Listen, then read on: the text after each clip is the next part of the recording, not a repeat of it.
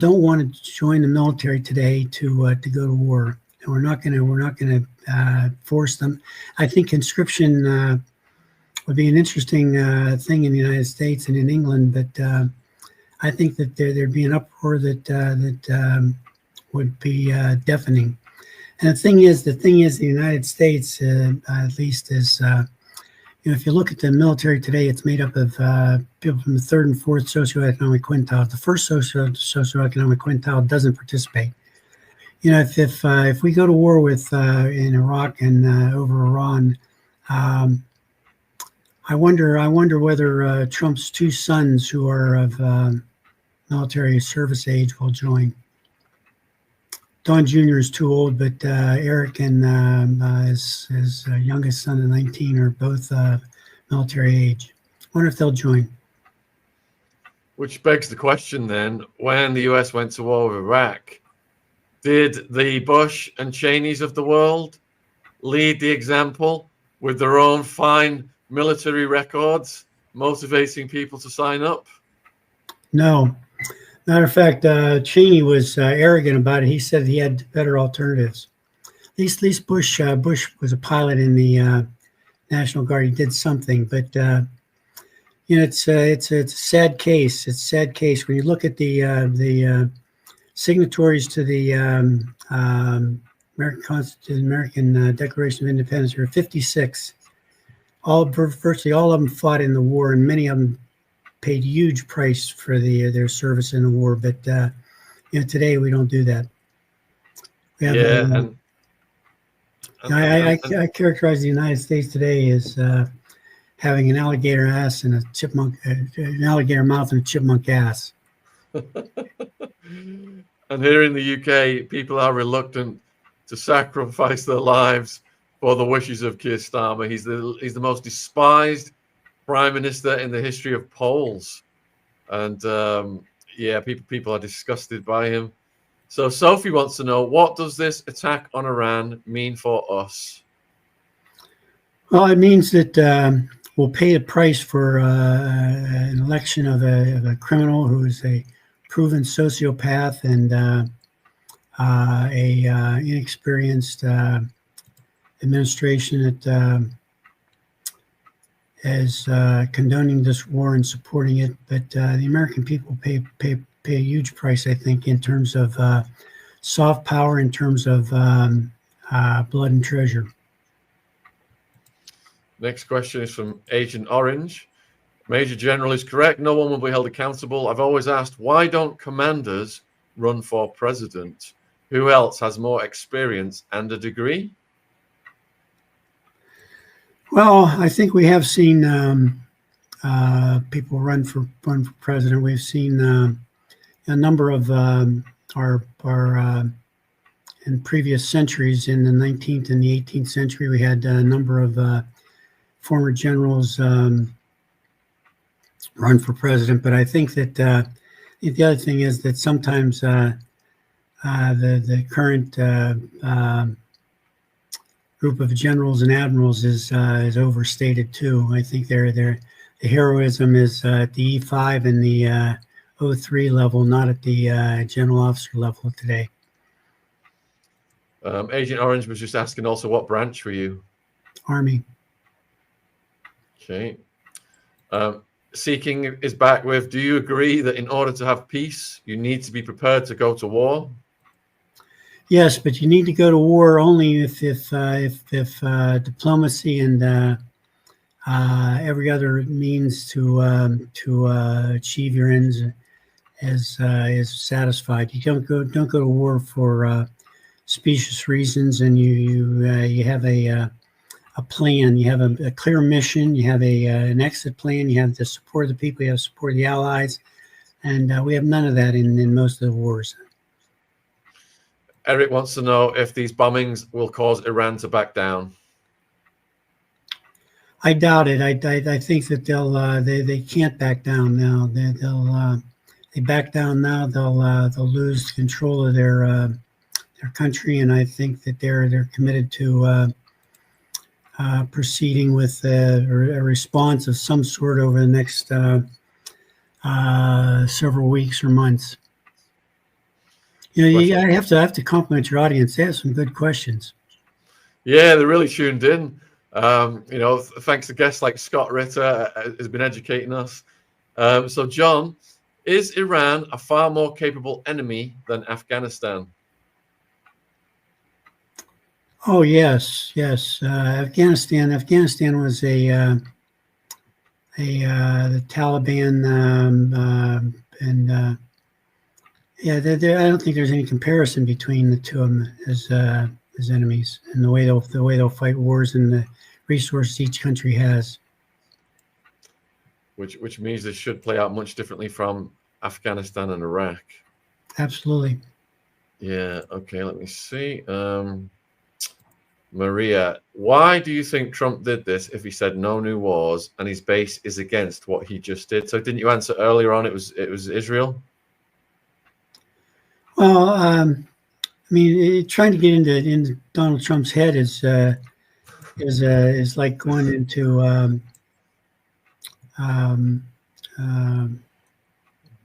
Alice in Wonderland. I mean, it's I don't know why he did it. I don't know why he does what some of the things he does. I mean, let's face it. I mean, he has made a number of wild decisions. I mean, just think what he's done domestically here. He's in the last several months, he's upset the entire world in terms of economics with the tariffs that every economist in the world has said are wrong. He's been wrong about it.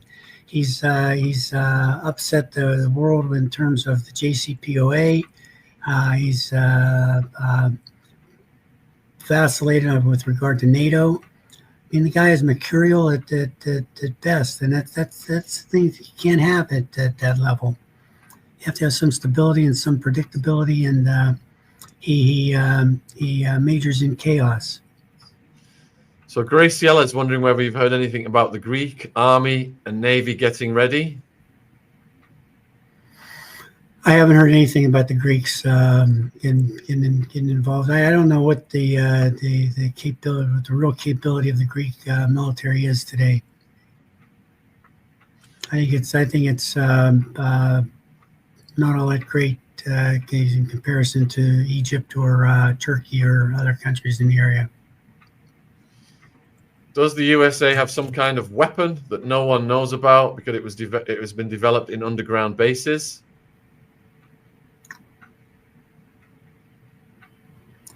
Well, if no one knows about it, and I knew, and I told you, I'd have to kill you. But I don't know. I think that we may have something, but if we did, we'd use it. We wouldn't have used the bunker buster that we had. We used it has been in existence for a number of years. I think the weapons development is ongoing, and wouldn't be surprised if we're trying to get something that would work better. But I don't know anything. And if I did know, I couldn't tell you. So has Barack Obama commented on the action taken? Apparently, his administration sent money to Iran over the years, which may have been used to fund weapons. I don't know that Obama has said anything about it, but if the reference here is the return of the money that the U.S. government froze and returned to Iran that was theirs anyway. I don't know whether they used it to advance weapons or advance their support of Hezbollah or the Houthis or whatever, but it was their choice what they did with the money. I mean, like I said, every country operates in their own best interest. Morgan wants to know, will the UK get involved? I don't know. They've been sucked into U.S. involvement in the past, and they actually, as I know, they've taken pride in being a kind of tag along puppy in U.S. ventures. But I think that now there may be a break. I wouldn't be surprised that Europe and England and a number of other countries say that's okay. We'll let you go in the United States. You just go ahead. which we saw in the beginning of the Iraq War. I mean, a number of countries said that we're not going to support the United States in this. But with Ukraine, it seems that Starmer just loves sending money to Zelensky while letting the veterans be homeless on the streets of London. And it's insane. It seems like they always have money for war here, but not for the domestic people. It's outrageous. All right, so next question is from SSRI. Does Iran not fully trust Russia for support because they have refused military support in this war? I think what SSRI might mean is a reference to what, the agreement that Iran declined with Russia, perhaps. I think it's too early to say about support from Russia coming in now because this is all just happening real time. Yeah, I think that the next week we'll get a better feel for these sort of things and see where people line up and with whom. Let's face it, the dynamic has changed dramatically in the last 24 hours. So, Cassandra, is the U.S. at risk now for terrorist attacks on the mainland and other attacks? Absolutely. And then it becomes a self-fulfilling prophecy, Cassandra, because they bomb the crap out of these countries, so pretending to liberate the people. But actually, if a bomb landed on my house and my family's blood and guts are on the wall, first thing I'm going to do is sign up to attack the enemy. And then when I attack the enemy, what are they going to do? Call me a terrorist and just use that to justify further attacks?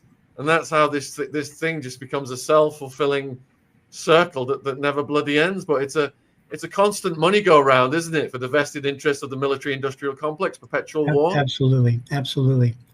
The military-industrial complex in the United States is just so powerful.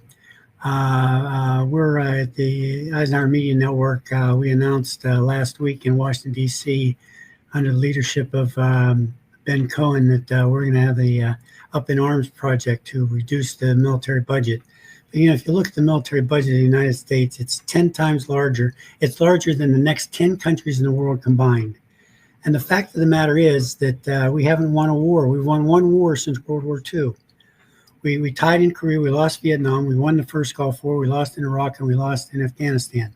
So here you have if you had a sports analogy, you'd say here's the coach who has a 1-3-1 record. Who keeps his job in that vein? But we keep pumping money into this giant self-licking ice cream cone called the military-industrial complex, and we just give more money.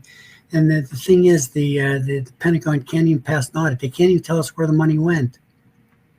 They're the only institution in the United States government that has not passed an audit. But yet we give them more money. It'd be like sending my kids to college and give them a stipend at the beginning of the month. I give them a couple $100 at the beginning of the month, and the second day of the month they say, "Dad, I need more money." And I said, "What'd you do with the money I gave you yesterday?" He said, "I don't know, but I give them more." We're nuts. Do you think that's one of the reasons Elon got upset, because all the money he was saving was just getting sucked into the military-industrial complex? I don't know that Elon was saving any money. I think that was a ruse. I haven't seen any receipts so far. I mean, the only thing that he's done is cut the workforce, and that's going to pay huge consequences for the American people in terms of being served. I mean, Elon started during the campaign. He said he was going to save $2 trillion. Then once he was elected, once Trump was elected, he said he's going to save $1 trillion. Then he said he's going to save $500 billion. And I think that the last I saw, it's like 200 billion. So Mike's pointing out there's over 1 million Iranians in the U.S. Watch for the backlash. And the other thing is, we've got an immigration crisis here, and bombing the poorest countries in the world and bombing Iran is what's one of the root causes of the people wanting to leave their countries to somewhere that's not getting bombed. So these politicians that are saying they're stopping all of this migration, they're creating it in the first place, don't you think, Dennis? Well, yeah. There's nobody thinks about any consequence. They think about the transactional effects of what's going to happen, and I think that the backlash of the American Iranians will be limited I think that you will see the possibility. I see a distinct possibility of terrorist cells existing in the United States that could be operational. And my friend Emil is an Iranian American, and he's been messaging me, viewers, and I hope to get him on the channel soon and get his perspective. Question from Disco: how can or would the military-industrial complex ever be defunded? Could it be done? It's never ending. Well, it could be defunded, but it's going to require some courage, and I think it could be defunded as part of a broader concern right now. I think that I've had discussion with my colleagues at the Eisenhower Media Network with regard to how we implement the Up in Arms program that we initiated last week. And I think that there are a number of people inside and outside the government right now who are concerned about the debt. I think it's part of the debt. You have to look at the defense budget. The defense budget is more than $1 trillion a year.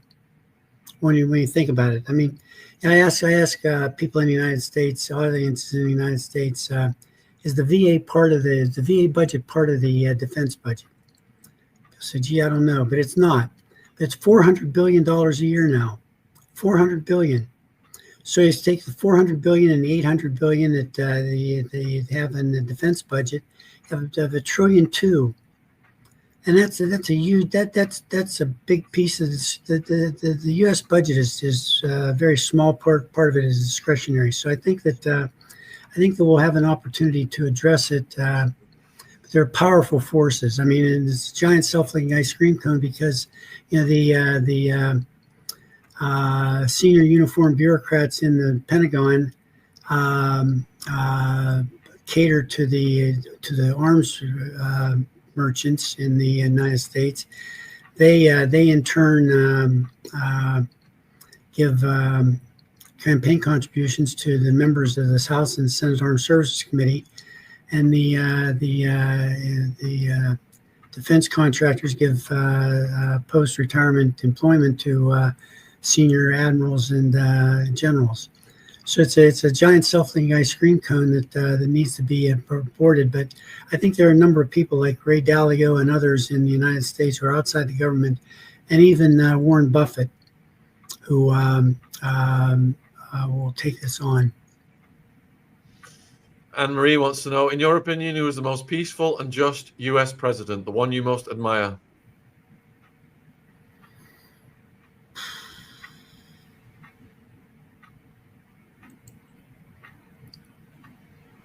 Maybe Teddy Roosevelt. And why? I think he had a sense of justice that was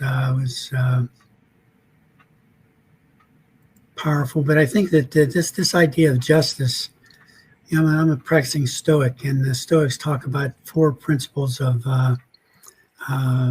courage, wisdom,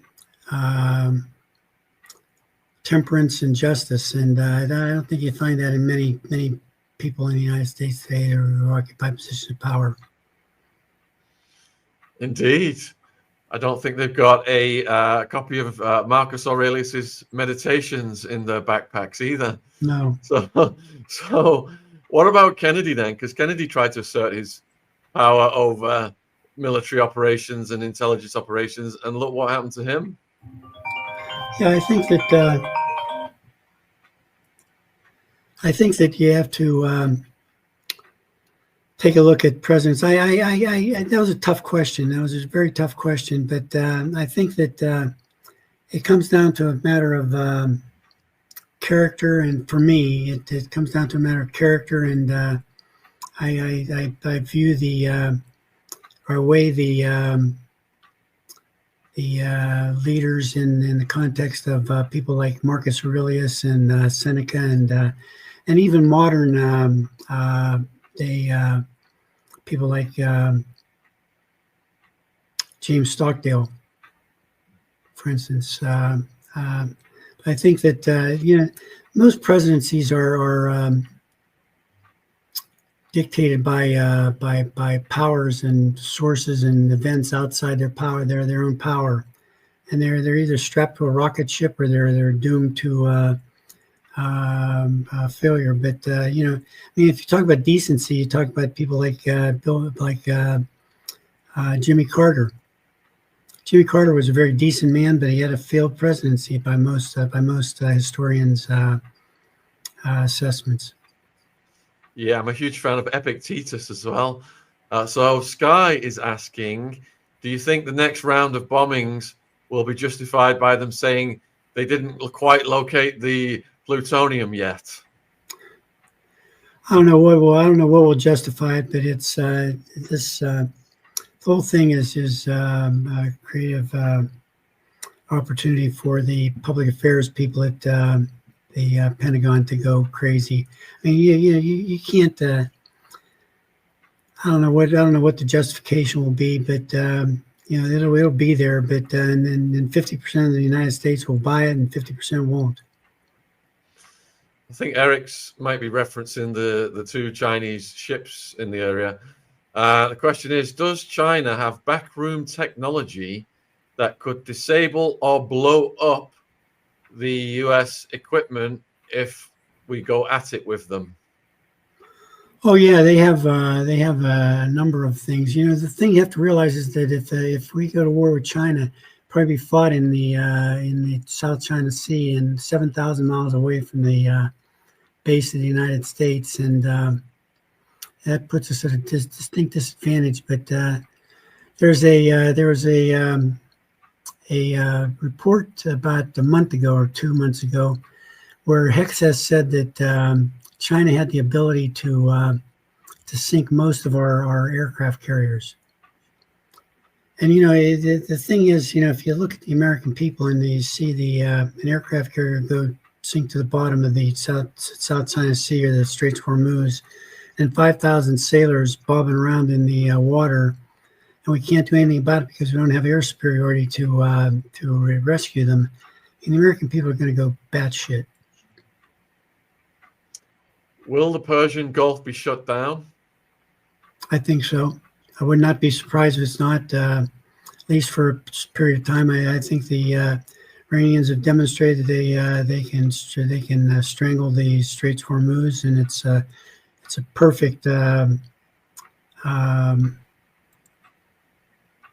naval operation. I mean, it's easy for them to do, and they're very difficult for us to liberate it, to open it. Where is the Israeli Air Force? W is asking. I don't know. I think they played some role in this, but I think that they have been kind of subdued. I think the other thing is too that you have to look at the Israeli Defense Force. I mean, the Israelis have been activating their reservists for years now, and they're fatigued. They're fatigued. Many of the pilots have resisted active service. The Israeli economy, as a result of this, and they have a huge number of people on active duty. And the Israeli Defense Force are primarily a civilian defense force that is drawn from about 8 or 9 million people. So it's a tough thing for them to continue to operate. Question from Jane: is Diego Garcia still in US-UK control, or was it given away to Mauritius by Starmer? I think that I don't know. I think that Diego Garcia is still in US-UK control. To the best of my knowledge, it is. Would you recommend people taking overseas trips in the next 6 months? This is getting very frightening. I certainly wouldn't go to anywhere in the Middle East. I mean, if you want to go to Europe, that's you know, we're going to take a vacation, but we've decided to go stay in the United States this year. We'll be leaving next week. Do most Westerners not understand war? Oh, I think so. I wrote in my book that the most controversial line I had in my book that I wrote in 2013 was that most Americans look at the military in general and the way we man the force in particular through a lens of fear, apathy, ignorance, and guilt. Fear, apathy, ignorance, and guilt. Wow. And can you just tell the people where they can get your book? I believe it's available on Amazon and Barnes and Noble now. All right, we'll get the Amazon link for you folks in the description box if you're watching this on replay. We're at the hour with Dennis right now, and huge thank you for spending this time with us. Is there anything you would like to say in conclusion to the viewers, Dennis? No, only that I thought that the questions were excellent, and I was challenged by them, and I applaud you and your audience for their depth and their sophistication. I enjoyed it. It's a good hour. We really appreciate you coming on and spending this time with us, and good luck to you, sir. Cheers. Thank you. Thank you. Thank you. Thank you. Well, thanks for all of your questions, folks. I'll get the link to Dennis's book put in the description box shortly. And yeah, you know, you really helped shape it with all of those great questions. And a lot of people are asking that, you know, understandably, that you're worried about what's going to happen in your own countries. So I believe it's going to get much worse. I think there's a huge probability of this just complete escalation here. And if you've got almost 100 million people in Iran, you know, lots of them are going to flee to around the world, which is going to cause the immigration crisis to get worse. If people in Iran are losing loved ones to Western bombs, then they are going to turn around and try and attack us in our home countries. So, you know, what we call terrorism is going to get worse. But we've got to look at the root causes of this. It's our own government's blowback from their own evil actions, just to make the military-industrial complex and all of these other vested interests that Dennis talked about, so that they can profiteer. They don't give a hoot about who's dying on these battlefields. Over 1 million dead in Ukraine. You know, they don't care, because it's not their sons and daughters getting sent to war. It's our young people getting sacrificed for the likes of Keir Starmer and BlackRock and Palantir and Raytheon and all these other parasitic entities. So anyway, I think Dennis was really impressed with how clued in all y'all are on this channel, you know, by the caliber of your questions, etc. And I really appreciate you sending those in. Emil's been messaging me. He's my Iranian American friend, and he's got his own perspective about this. He's fully aware of the conspiracies of the globalists and the neocons. So I think it will be fascinating to get Emil on as well. So put a 1 in the chat if you want us to get Emil on. I'll read the latest message that he sent to me. Put a 2 in the chat. Oh, Ryan Dawson just sent me a message as well. Last show I was on, I said they would bomb Yemen first, and then there would be a war with Iran. So he's been 100% on that. Perfect record. And he's now asking me if I've seen Hegseth's speech. I'm going to get on that next. Emil has said that my dad worked for the Savak Aka, the Iranian secret police. I immigrated to the US through Tehran. I would be the right person to ask some questions. So yeah, we need to get the perspective of someone whose roots are out of Iran on the show as well. But thank you for tuning in, everyone. And I did an hour earlier today on this. We've now got our World War III playlist in the description box with all of our great guests, such as Dennis. So thanks for tuning in. I will see some of you in the next show.